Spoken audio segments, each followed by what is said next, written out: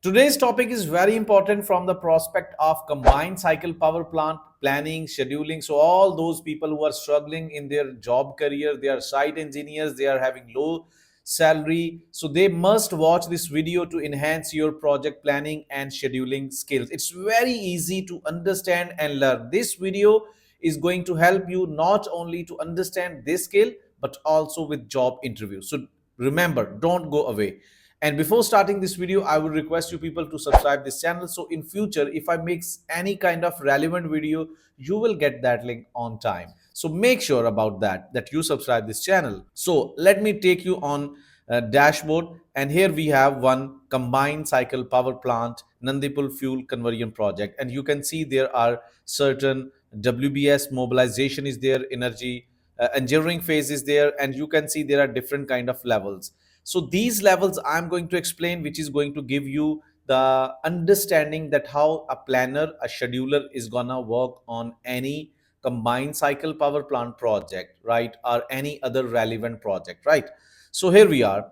Our engineering phase is always actually about the designing, where there are two kind of things we are going to compile, like documentations, safety documentation, QAQC documentation, construction methodology, feed, feasibility study, ITT, and many more things, right? So other things are designing. So here there is a conceptual design. Conceptual design is always dealing with the higher level designing.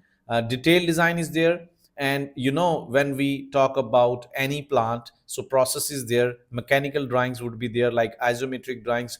We are actually discussing here the higher level plan. So process, mechanical, electrical instrumentation, civil design, hazard and operability study, like risk study, risk assessment. Whenever we are going to start a process in a plant or modification in the existing process, we are going to see what are the safety margins, what are the flow levels, temperature, pressure parameters, tolerances. So that study is going to deal the safety parameters. So that is HAZUP kind of a study, right?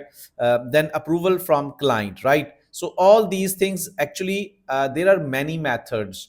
In this specific video, I'm going to address this perspective, from this perspective to develop your WBS, and I will be highlighting what can be the possible other ways to develop your WBS. It's not like that it is the only way, right? But it is actually as built schedule. It is the lesson learned, it is the benchmarking. That is why I'm explaining. So anybody who's working there on site under high sun temperature, they should imagine, if they understand this skill, and it's very easy to understand, they can also sit inside the head office under AC, under many other facilities, right? And they can work as a planner and scheduler. Just imagine that. You have to understand that what are the processes involved in your detailed design. And then IFC. IFC means when your drawing is ready and you are going to give green signal to your site people that you are ready to go to construct that specific deliverable. So IFC is actually issue for construction. Civil works are done, then this is gonna be a milestone, or you can just add certain activities. So civil works IFC issuance, mechanical works, electrical instrumentation, firefighting, MEP works, right? So this other WBS is going to deal with your approvals and issuance of your final shop drawings. Then this specific style of WBS is actually, there are many ways to develop your WBS, right? And you can go by phase, and then you can go by your discipline, and then you can go by your zone area, right? But here the specific style of developing WBS is, first of all, here you can see, this is the discipline.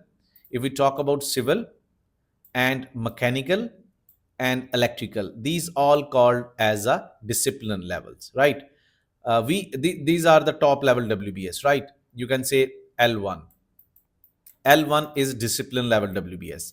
Then L2 is further process level WBS. What process gonna be happen? Like is procurement? No, L2 is phase level. In generic, like I recommend, or I personally adopt first phase level and then deliverable level. But sometime it happens if you have to follow the client, right? So it doesn't matter, but there is a generic standard as well, right? So here is first discipline is there, and scheduler has adopted the phase level, because you can see over here the next level, this is the phase level, this is the phase level. Then after that, purchase order issue. Under procurement, you can see procurement phase, then construction. First you are going to conduct procurement and then construction phase, and both things are in the overlapping. It's not first procurement is going to happen, are going to be completed, then construction will be started, right? So you can see it's going to start from 12th of March, it is going to from way earlier than this procurement, and it is going to end up on 16th of April, 13th of April, right? So that is how you are going to divide your WBS into procurement, and procurement is further into purchase order issue, material delivery. Here, in civil there is equipment foundation phase 1, phase 2 equipment foundations, and flow line area phase 1, right? So all these civil works will be done, and the main other discipline is mechanical works, like procurement phase, the same as above one. The construction phase, within this one, in procurement there are purchase order, material delivery, and all that. And within construction phase, within this plant, you need to understand mechanical work site, phase 1, phase 2, phase 3, and all that, right? And same it going along with the electrical instrumentation, right? So we need to understand. I will also apart from the understanding of this WBS breakdown, that how this will be structured, you can also start learning these things from the prospect of EPC understanding, how these having the generic standards, right? So there is one link above on my head. I have made one another video which is going to explain each and everything in a separate perspective. It's a 2 hour based tutorial, right? It is going to help you a lot from the prospect of Primavera P6, because here I'm actually going to discuss with the specialized study of combined cycle power plant, and I'm explaining about the structure of WBS, that it can be in this style of civil works, mechanical works. First discipline comes, then phase, and then further their breakdown. Because whenever you are going to work in planning and control, there is a management team, there are approved templates, so that is not a moment of worry that how you are going to perceive when you are working in the real world. Everybody is there, templates are there, documentation is there. So at this level you need to understand, if you are going to understand all of these things in the industry, you have to make them sequential with the planning prospect, right? So in a sequence, right, you have to understand how process is going to be executed in head offices, on the site area, inside the plant.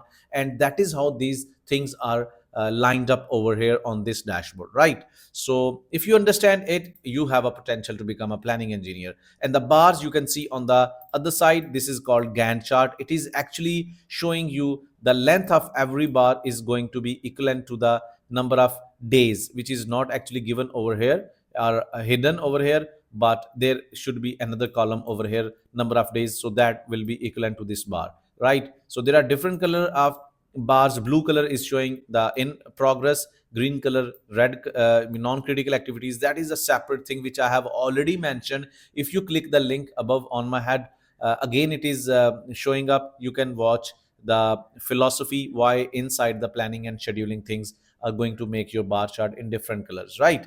So this is the first thing. And then firefighting and compressor relocation from this another plant and all that. So mobilization, dismantling, and all that. So once you understand this structure, I'm here to share with you the understanding of your in job interviews. If you are going to deal, how job interviewer is going to ask you the things, right? So now I'm going to explain you people, if you are eager to find your planning, scheduling job role in the industry, the first thing I recommended earlier to watch that tutorial. And the second important thing which I would mention over here, to go through such kind of question answers. These are very important, and you can understand that how you need to develop your skills. What is the difference between mechanical completion and commissioning, right? As a planner, as a scheduler, when you are going to sit in front of a job interviewer, this will be the common question. So basically, mechanical completion stage, where all construction activities like civil, electrical, mechanical, instrumentation, process, all these things are finished, equipment installed, and systems are ready for pre-commissioning, verified through checklist, punch list, and mechanical completion certificates are issued. That is actually mechanical completion. But what is the commissioning?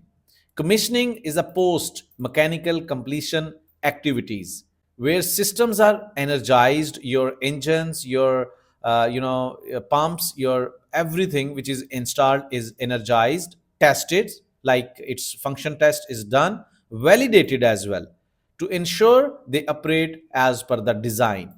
Includes flushing, when you are going through the pipelines, you are going to make flushing, loop checks, functional test, and performance runs, right? So these are the major differences between mechanical completion and commissioning. Then the next thing is, how do you link engineering deliverables with construction in Primavera P6? That is a very common question they are going to ask you. Engineering deliverables, IFC drawings, data sheets, right? Equipment list are set as predecessor to construction activities. Uh, Let me share with you, like in this previous, you can see over here, and just give me a moment. Over here, see, these were the detail engineering issue for constructions. So these things are going will be the driver activities for construction and procurement activities. For procurement, because when detailed engineering design will be ready, then you can start MTO, material takeoff. So at the certain level, 30%, 60%, 90%, it depends on the type of the drawing and procurement, right? So that will also be the driving for the procurement, and that is also will be the driving or predecessor activity for the construction, right? You can't start your construction or procurement once it's done, right? So IFC for civil works must finish before foundation construction starts. This ensures construction activities do not start without approved document, right? Explain the procurement cycle and its impact on the schedule. Steps, right? It starts from the material requisitions or RFQ, request for quotation, then technical bid evaluation, like your team is going to approve. There are many people are going to participate, suppliers or vendors are going to participate in that bid. So your team is going to evaluate their performance on the basis of the cost offered and technical. Then one of the person will be evaluated, and that person will be given approval and purchase order will be issued. Then that supplier is going to start the manufacturing after getting the approval of the documentations. Once it's done, your team is going to visit that plant, that factory where manufacturing was going on, and that is inspection, factory acceptance test, right? And then delivery on site. So that is very important at this time to understand. So delay in procurement, actually especially in long lead items, is going to make you in the trouble, right? It is going to directly, because these are the critical activities, these activities have high impact on your schedule, right? So other, what is IFC issuance and why it is critical milestones? IFC issued for construction drawings are the final approved design documents released to site, right? Without IFC, construction cannot start legally or contractually. IFC issues a schedule gate, link engineering and construction. Any delay in IFC, delay in the site work, right? So you need to understand. How do you measure progress for multidisciplines projects, civil, mechanical, electrical, instrumentation, and commissioning? Use a weighted based system. We can call it ROC as well, rule of credit. We can assign this weightage or ROC to every discipline on the basis of the importance of that deliverable. And that importance or ROC can be calculated on the basis of cost, on the basis of man hours as well. Like civil is 20%, mechanical 30, electrical, and so on. So each discipline progress is tracked through quantities, right? And weighted progress, earned quantity divided by planned quantity into discipline weight, gives an overall percentage of complete across all the disciplines. Even all these things are very easy to go with, because here I'm just explaining. If you are interested to learn all of these things in professional way as per the Gulf region standards, with Primavera P6, with project management processes, with contract documentations, and all those Excel sheets which are going to help you to become a planning engineer with Primavera P6 skills. So I would invite you people to enroll in my full-fledged live sessions of project planning and control, in which I'm delivering all these things in live sessions, not recorded ones, right? In live sessions. So and my team is going to approach you if you're going to write anything in the comment area like planning engineers or Primavera P6, right? So what are the critical milestones in the combined cycle power plant? So IFC issuance for civil, electrical, mechanical, and all that. PO placement, like it is like procurement. Then construction for foundation. Then this erection start, mechanical completion, first firing of gas turbine, steam blowing, and synchronization, commercial operation date, right? And then the above one, the gas turbine, GT was the gas turbine, right? Erection start. And then how do you manage interfaces between OEM vendors and EPC contractor? Yes, that's a very important thing. Establish interface matrix, defining scope split, responsibilities, and handover points. Hold regular interface meetings between EPC and operation and maintenance client. Link OEM deliverables, drawings, FAT, site, engineers as predecessor in schedule. Maintain interface register to track open issue and approvals. That is how you can interact with them and differentiate them. What roles does the planning engineer play in delay analysis? Yes, that's very important. If you are already done with planning and control, I must invite you people to get into the EOT delay analysis, because what happens in Gulf region, once you are done with EPC planning, shutdown management, you will be the companies, organizations are going to give you the higher salary, the higher positions, once you are get done with the EOT, once you are going to get these documentations skilled in how to prepare your risk analysis, risk assessment reports, EOT reports, delay analysis, claims management. Project was delayed by 2 months, 3 months. There are many methodologies which you are going to implement, how to develop your case as per the contractual milestones with the FIDIC clauses, right? It's very important. So must go for this skill as well. So I have many case studies on this one, and there is full-fledged self-paced course as well with live trainer support, right? So delay analysis is very important thing, in which you are going to calculate how did you plan your project and how did it come up with the as built, right? So there are windows analysis, time impact analysis. And yes, as a planning engineer, the question which is you can see on the dashboard right now, the answer is that as a planning engineer, you are going to assess the risk, what was went wrong, who was the responsible party. As per the contract, you are going to develop that case. Then as per that investigation or forensic schedule analysis, you are going to take those fragment into Primavera P6 and calculate or measure your potential delay in that project, and then find out is it EOT or claim with this respect to the cost. And then you are going to compile your respective reports and apply for extra time or extra money, which can be compensation from the client side, if client is the responsible person for that specific situation, right? So how would you prepare a level 3 or level 4 schedule for a power plant? So level 3 schedule is actually dealing with your all the detailed, like from phase level, discipline zone, your activities, your linkage between the activities, assignment of duration, right? But level 4 is assigning your those activities. At level 3, you are done with your critical path method, everything is there, total float should be in the limit, everything is okay. But level 3 plus resource assignment at activity level is going to make your that schedule level 4 level, right? Level 4 is the addition of or assignment of resources at activity level. Then the next question, how do you handle change order in your schedule? Obviously, log change order in change register, there is a change management procedure, and you are going to consult with your contract that how your contract is going to allow you to follow that integrated change control system or process. So you are going to present your case, assess impact, what is going to change, is it design, procurement, or construction?